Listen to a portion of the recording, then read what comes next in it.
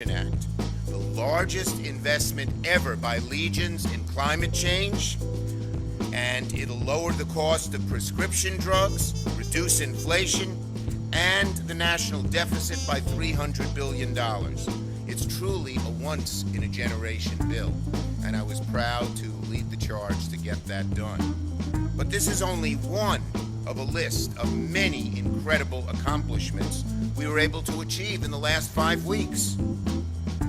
With a 50-50 margin in the Senate. Big changes have just been made. Millions of people may see a benefit increase very soon. That's if a new bill is signed into law. Schumer has officially announced what President Biden's new stimulus package will include, and as well who will receive this check. Now, earlier this week, Bernie Sanders criticized the Inflation Reduction Act for doing little to fight inflation and not enough to help Americans that are struggling to afford healthcare, childcare, and housing. Bernie Sanders declared on the Senate floor that according to the Congressional Budget Office and other economic organizations that have studied this bill, it will have a minimal impact on inflation. Now, this line of criticism echoed what Senate Republicans have said for days, and pointing to analysis concluding the bill will have a negligible impact on inflation. Bernie Sanders argued that the bill falls short for what is needed when Americans are growing disillusioned with the government and a tiny fraction of wealthy individuals own a disproportionate share of the nation's wealth. Bernie Sanders' rebuttal pointed to a lower standard of living among many young people. Now, Bernie Sanders' biggest complaint is that the bill doesn't give Medicare enough authority to negotiate lower prescription prices. He said the good news is that the bill will allow Medicare to negotiate prices with the pharmaceutical industry, but the bad news is the provision is not going to effect for 4 years, at which times only 10 prescriptions will be covered. Now, Bernie Sanders also said that he plans to offer 3 other amendments to the bill related to prescription Medicare. One amendment would expand Medicare to provide dental, vision, and hearing benefits. Another would provide $30 billion to establish a conservation corps to combat climate change. But now Chuck Schumer said that Democrats reduced part of the proposed minimum tax on huge corporations and made other changes in their gigantic economic bill. Schumer told reporters that Democrats dropped proposed tax boosts on hedge fund executives after pitiful centrist Senator Sinema said she would otherwise vote no.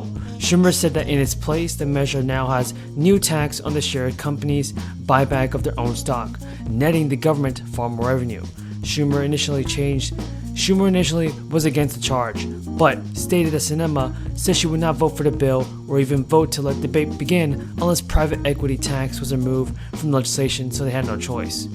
In another change, Schumer said a proposed 15% minimum tax on mammoth corporations had been trimmed and would now raise $258 billion over the coming decade. Gentleman reserves. The gentleman from New Jersey is recognized. Thank you, Madam Speaker. I would yield a minute and a half now to another member of the Energy and Commerce Committee, the gentleman from Florida, Mr. Soto. The gentleman's recognized for a minute and a half. Thank you, Madam Speaker. We have been elected to Congress to solve the greatest challenges of our time. And today we are doing just that.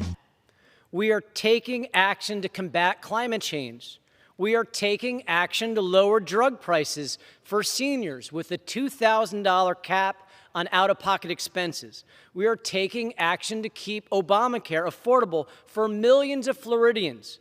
We are taking action by increasing vaccine access with our HAPPY Act, and we are doing it all while reducing the deficit by over $300 billion over the next 10 years. We are lowering costs, we are fighting inflation, and we are saving the planet.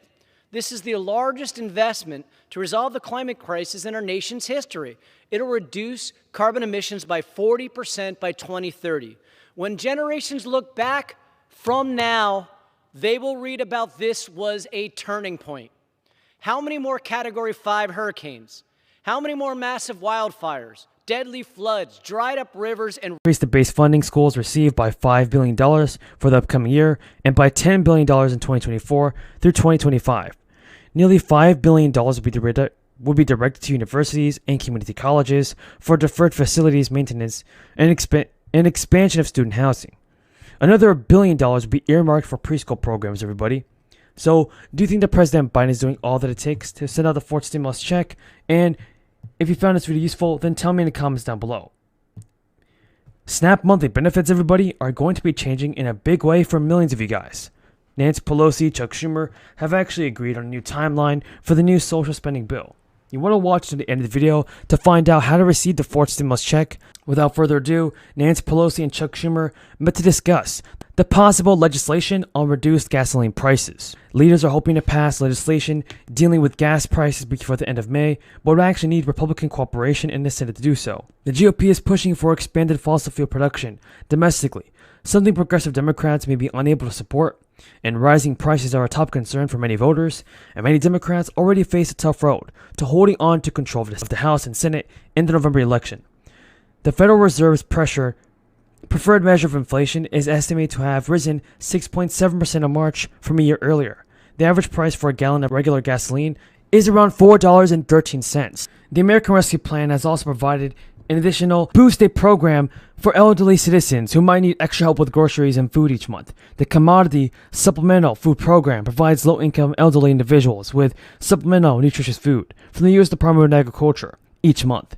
According to the federal government, the monthly packages of food do not include whole meals and meal packages, but rather supply supplemental food products that are good sources of nutrients.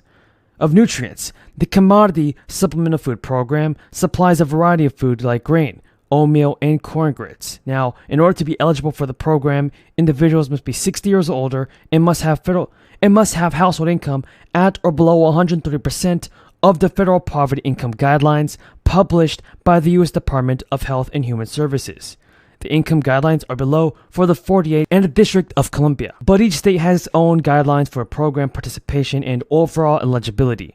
In order to apply, you will need to contact your state's distributing agency, and the program is in addition to SNAP benefits. This means it's possible to receive SNAP benefits and still receive food packages. As part of the program, with the additional stimulus relief funds, around 760,000 elderly individuals now receive food packages. Food stamps have been around for almost 60 years, and the program is federally funded but administered by the states, providing eligible low-income individuals and families assistance to avoid food instability. It is the largest food assistance program in the country, and now saw participation soar by nearly 6 million during the crisis, now serving over 40 million people. Prior to the crisis, roughly 2 out of 5 beneficiaries were working families with an income. They now make up nearly half. More than half households that receive SNAP assistance are families with children, and the dollar value of benefits is determined by the size of a household minus a portion of their own resources that they are expected to use for purchasing food.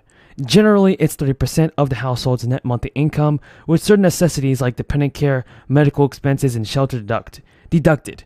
According to the USDA Food and Nutrition Service, currently average SNAP benefit per month is around $239. But the allotment ranges from an average of $193 in New Hampshire to $271 in Utah and South Dakota. Lawmakers propose an even larger monthly benefit increase for recipients. So, do you think that President Biden should increase Social Security? Los Angeles and Long Beach moved 10 million containers for the first time ever. In my state, the state of Washington, the Northwest Seaport Alliance